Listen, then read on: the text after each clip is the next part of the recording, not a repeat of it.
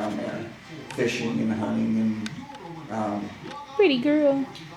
So when my cousins were young, Gary and Brenda, they were all down there, and they were working. They had a water tank, where to get water pressure, they pump water up. You know what I'm talking about.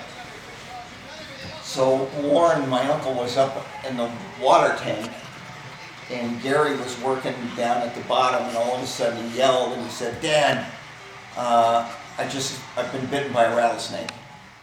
And so Warren came down, sure enough, there's the snake. He'd gotten him on the leg, and so Warren immediately called for my aunt, "Bring me something to," and they're out in the middle of nowhere, Baja. Mm-hmm. All right. And to make a tourniquet. She brings him a big beach towel. He's going, "I can't make a tourniquet with a beach towel." So he's telling this whole story. So he finally gets the tourniquet on, takes his knife, and Dawn didn't know anything about this. Cuts it, sucks it, mm-hmm. Does the whole thing, and they get him in a truck. They get him to the nearest town, to the hospital. They're completely out of antivenom. So they just take off like a bat out of hell to the border and get a Calexico, mm-hmm. and get to the U.S. hospital there, and they get the antivenom. And my uncle's mouth has gotten all numb, I guess, from the venom, and he's telling the whole story. Anyway, it was a fascinating story. That is fascinating. And we were all. It was really cool because I was like, "What? You did what?" And I'm like asking him, like, "So how did you cut that?" And he's telling us how you had to make an X with it, and then you suck it, and he got 3 mouthfuls of venom out, and then it took like 2 hours to get him to the hospital because why was that? Well, they went to the first Mexican hospital, and there was no anti-venom, right? He was going all over the place. US yeah. To the border. Right. Yeah. That's right. That's interesting. It was really He's cool. a very interesting guy. Yeah, I wish If we can meet you in Laughlin someday, I'll reintroduce you to him. Well, I'll be there this year. Because he knows that whole. You guys would hit it off. Hey, because he silly knows. monkey.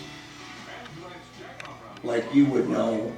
He knows all those back roads and all the old mining towns, and he's really into all that. Yeah, we had this conversation, though I remember this about like, hey, you should come out sometime.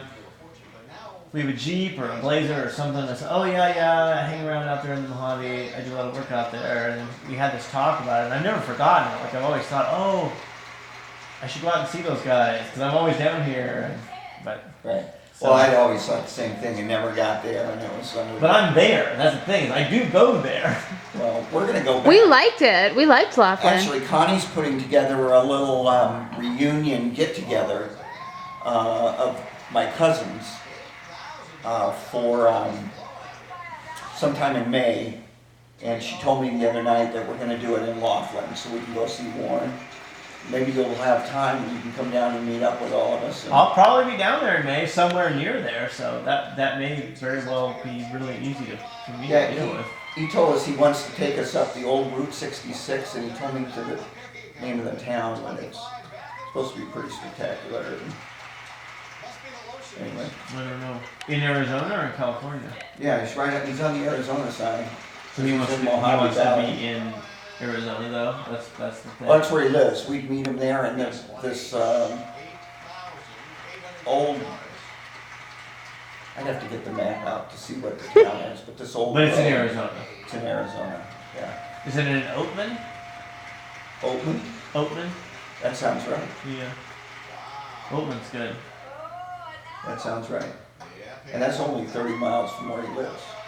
Yeah, that's about right. Yeah, that's about where Oatman's a little northeast of where he is, because he's outside of Bullhead, right? Mm-hmm. Yeah. Well, he's south of Bullhead. South of Bullhead. Right. Between Needles and Bullhead. Right. Yeah.